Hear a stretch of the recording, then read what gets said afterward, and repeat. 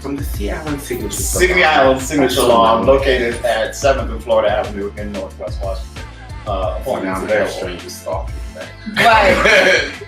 But what is that? Why does it look so like almost like it's crunchy? What look like it's crunchy? Her hair. Because it is fried. Overprocessed. That hair is damaged. Mm. And Need a good trim. Trim, so you shave her head.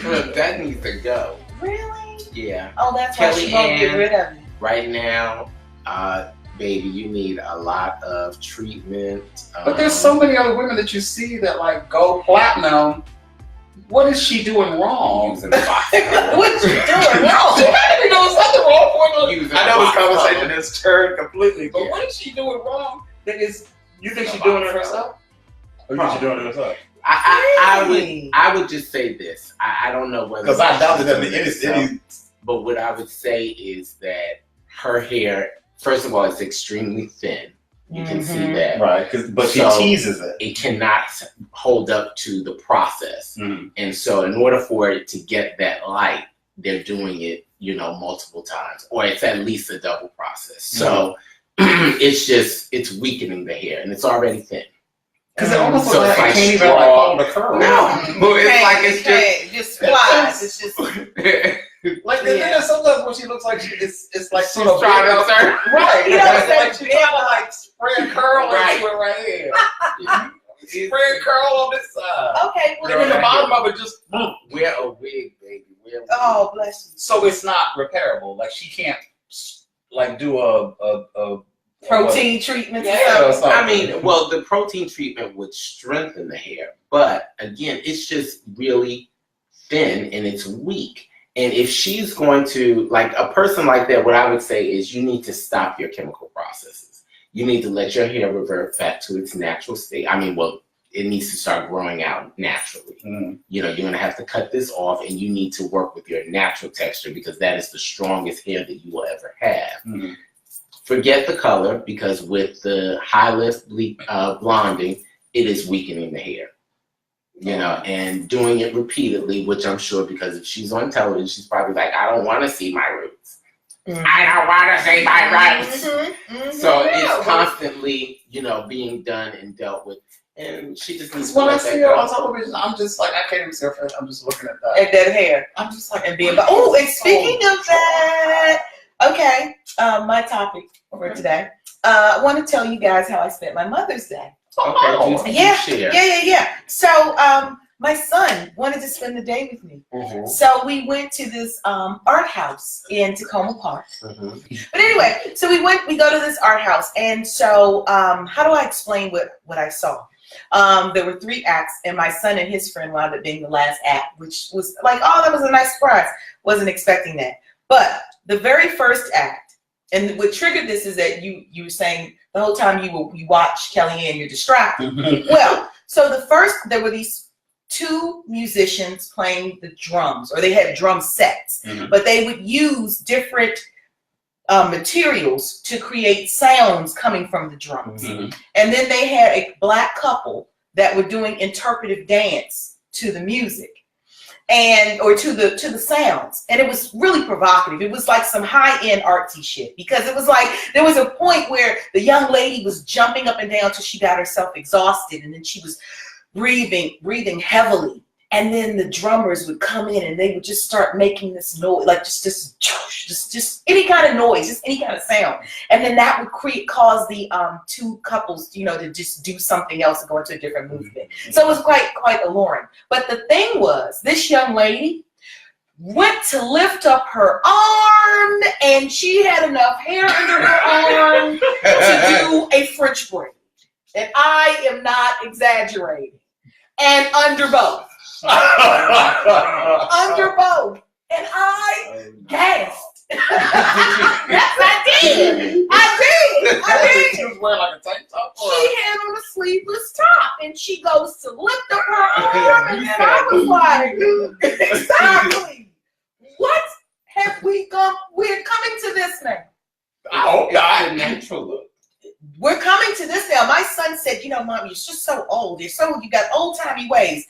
I told Shaving him, your you armpits better- is old timey Yeah, way. you better not bring no girl up in my house with hair under her arms in a tank top looking like that. I'm gonna talk about that girl and I'm gonna talk about her mom. And I'm gonna talk about her grandma. Okay, because it starts with grandma. Grandma. Grandma is the teacher. What is this? So wait a minute, is your son alluding to the fact that this is the new This trend? is acceptable. And I told him he better not dare date nobody that can't shave their underarms. Was it A razor is 10 in a pack. For So $5. it was like nappy natural. Swear to God, she ain't. Mine comes out kind of straight. She haven't shaved them underarms in over 2 years, and I'm not exaggerating. I'm not exaggerating. I am not exaggerating. I am not exaggerating. I was horrified. I was horrified. Very clearly. Well, I was like eyebrows where they kind of get to a point and they stop growing.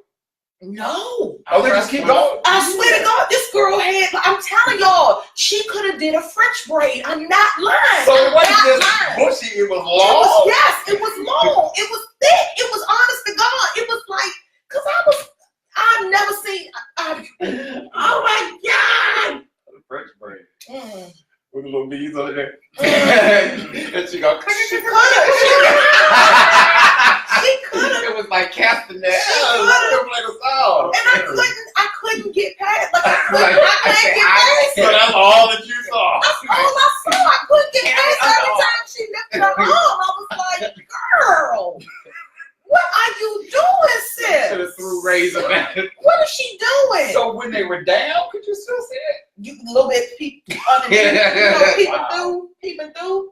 Yeah. Oh my goodness. Yeah, I don't mean no harm millennials. I ain't rocking with y'all on that.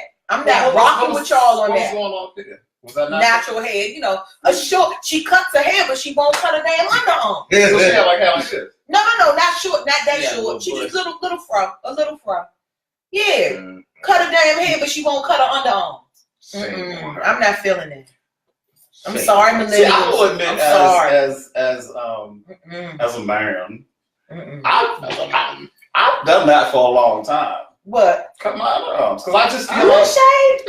I just feel like that holds bacteria. I think It men does. should You have shouldn't feel underarm like hair. it does. You don't feel like I do. I want my man. I want my man to have underarm hair. is that too much? I mean, Fine. that's all No, right. it's coming back. Oh, see, y'all shave. But see, I cut mine down. I don't shave it all the way off.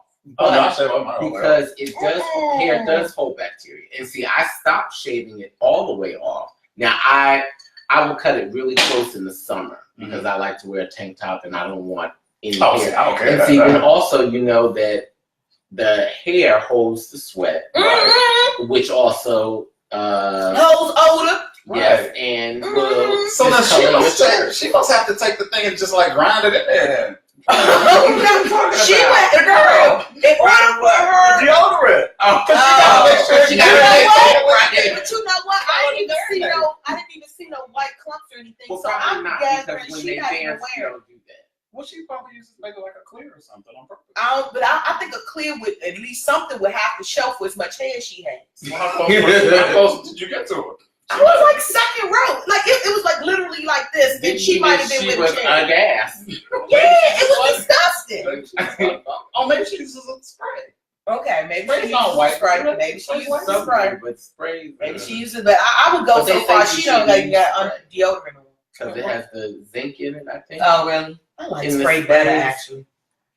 I do, but I stopped. They using it. irritate me. Do they? Yeah. I stopped. The using sprays don't hold up for me. it. Really? Like, And I let you feel go. like a weird chemistry. Like I could don't judge. But I get immune and I have to change brand. Really? Okay. Does that happen to y'all? No. Mm-hmm. I was just gonna say, okay. That's totally free. They just seem to like don't work as strongly. Well, I think Like Mitchell used to work really well for me, but then I got a Mitchell dries you out, yeah, and it makes your skin change colors. the tub. Yeah, I think so. Yeah, Mitchell is pretty strong. Yeah. But whatever it was, degree. and I think it must be like a personal thing. But you ever have the issue where it like deodorants or your body chemistry like yellows your shirts, like you're. Oh, Yes, think but that's your what I'm armpits, saying. right. And see, that's But is that why- deodorant or the person? Well, I think it's Because it doesn't I seem to think happen with me. it's- anymore. I think it's the sweat that does that. Okay. That will yellow like the whites or whatnot. Okay. Because once they're yellow, it don't come out. It doesn't come out. You got to get rid of that shirt. Oh, You have to get rid of it. You knew. Yeah, you got to get rid I of it. did today. Oh, good for you. Okay, what you got to talk about? So, okay. So I wanted to ask you guys this. So now, would you expect your friends and family to support your business? This is a great question. Now, Okay. be specifics.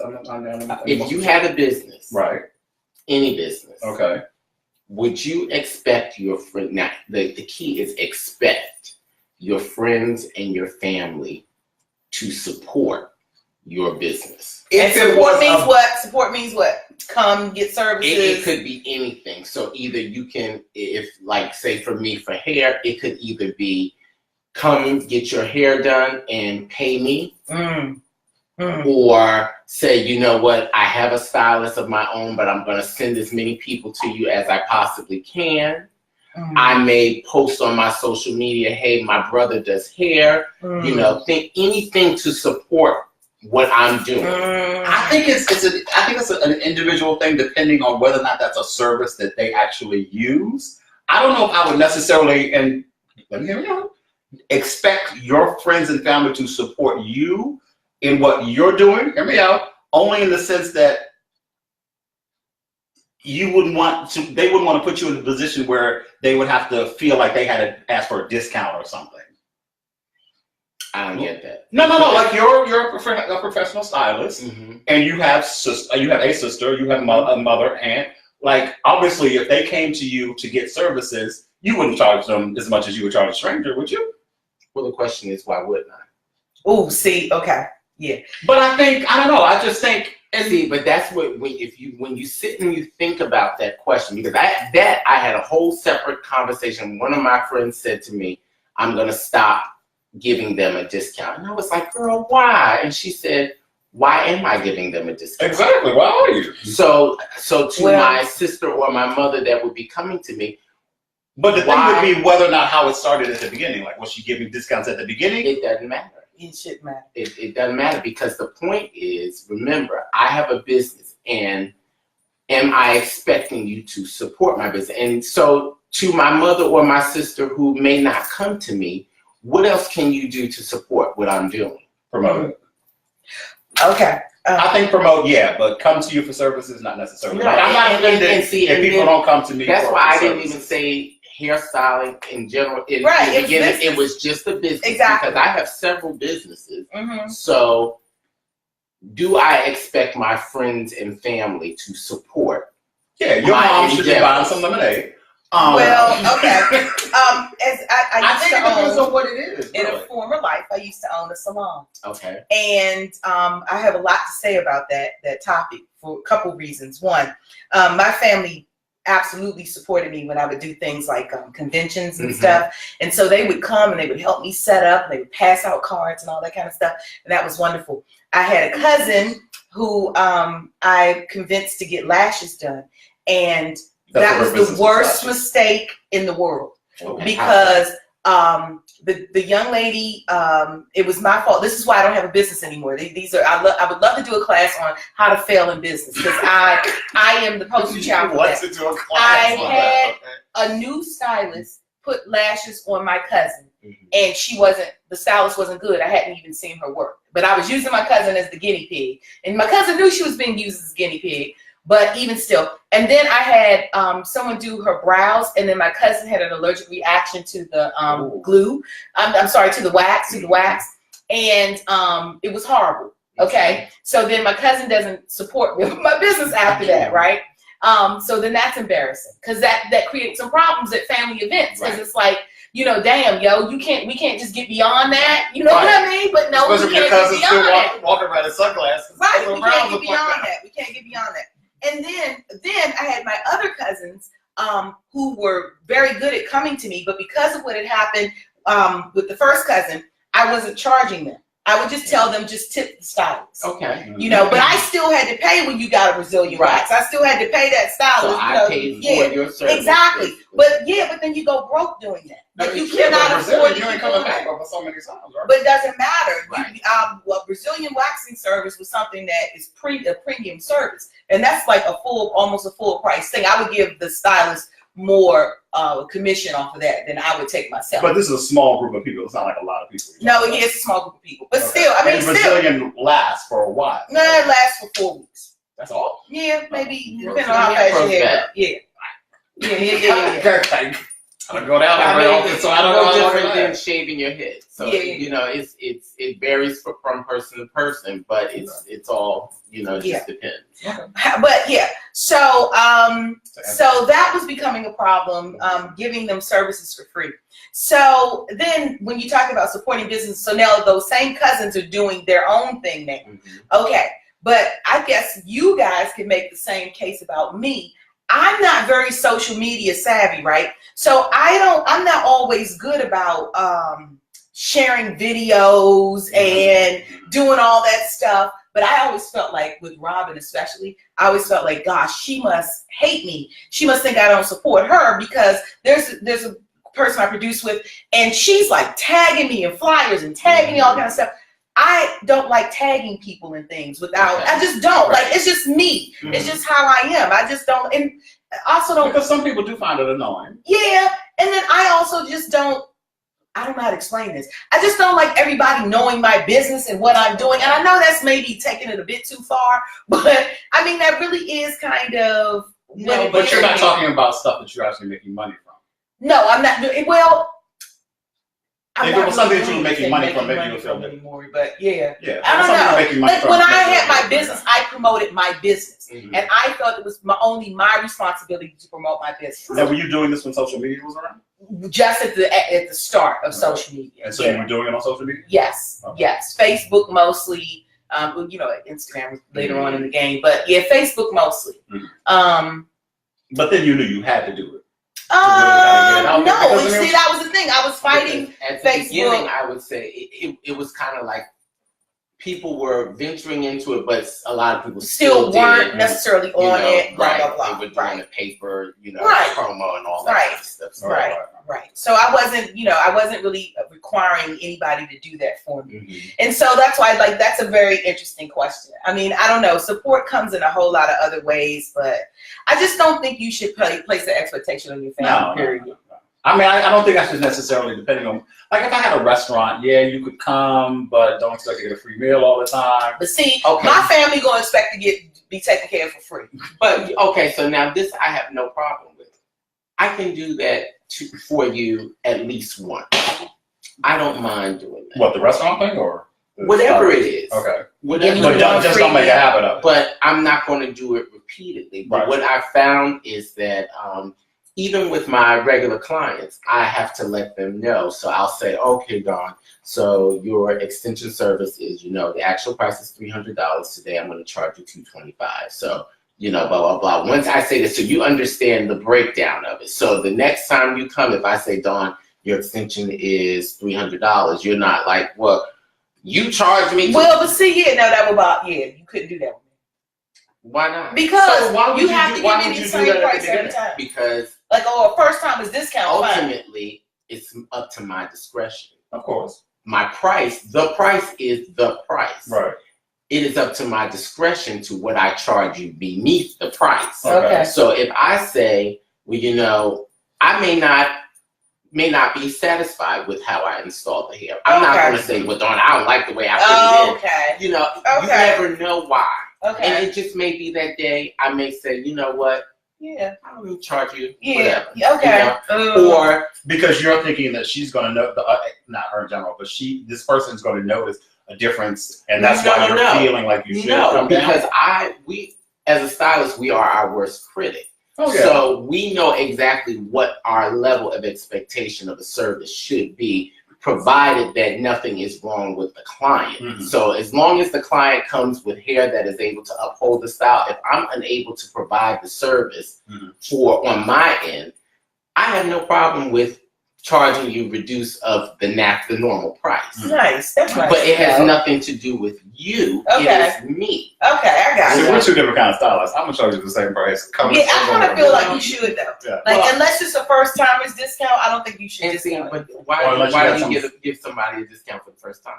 Well, for them trying you out. Why?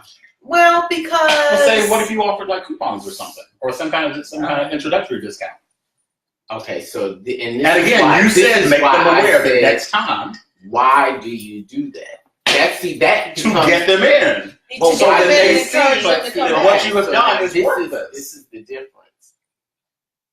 Once you've been doing a job for so long, why do you have to feel like you have to lure somebody in? Because like I feel now, I've been a stylist for 10 plus years now. I know the level of my service. Mm-hmm. I know the value of my service. So I know if a client comes in and they say, well, and a new person, people do this off the street all the time. I'm in there doing a weave. Okay. Oh, that looks really good. How much is your weave? I have no problem with saying $300 because I know the level of my work. Mm-hmm. Now, when they come, I may say, okay, girl, well, you know what? The price is $300. I'm only going to charge you $225.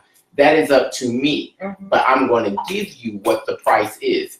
The discount or the reduction is totally based on me. I don't feel that I need to give you a discount to lure you in because that also devalues my service. Yeah. But have there ever been instances where you've given the discount the first time and then you given them the full price, and then they come at you and they say something? You only charged me $225 the last time. Why you charging me $3 this time? And what I would say to that is, mind you, the price is $300, and if you need confirmation, you're welcome to go to my website. The price is also listed there. So I often tell people, especially when they call and they ask for prices, I say, please refer to my website for the prices. And then once you come in, I'll provide you a consultation, which we will give you the exact price of your service. So if you say $300, you know, for the extension service, but then you come in and say, well, you know what, I only need a little length. You know, I'm okay. That price is going to be different. Okay. So I'm going to let you know. You don't have to do a full right. So blah, blah, I'm going to blah. always give you what the actual price is, regardless of what I may charge you. Okay. The problem comes when you do it in reverse. You say, oh, the weave is $300, and then you say, oh, okay, well, Dawn, today your weave is $375. Then you want to know, okay, what extra did I get for $75? Yeah, that's true. You see what I'm saying? Yeah. So it can become a touchy situation, but I think when you put it out there initially, you shouldn't have any problem. But anyway. So moral to the story is that you should always charge what you should charge. No. Because what if that person then tells somebody else? That's what happens too. You know, I went to him and it was only $225. Right. What does that have to do with me? Because they didn't tell you that. I mean, you didn't tell them that. Somebody else did. But I'm saying this. Why are you giving? For what reason would you feel? Or you explained it, didn't you? Yes. Okay. Because it's up to me. The sky is blue today. Okay. It was warm outside and I felt good. Okay. And so I decided to give you a break on your thing. So there are several reasons why I do things that I do for certain clients. If you sat in my chair, so you may say to me, you know what, I'm having a really hard time with whatever, you know, or my child is acting up and, you know, it's just wearing on me. And, you know, everything is going on. Oh, so you're trying to brighten their day by giving them. It could be anything. Okay. That's the point. Anything. Okay. My seniors, I charge differently than I do people getting ready because that is just, it's a lot of different things. So that's why I tell people you have to be careful when you give discounted rates because you don't want people to, unless you want to make it clear what your rate is, regardless of what it is that you're charging them. Okay.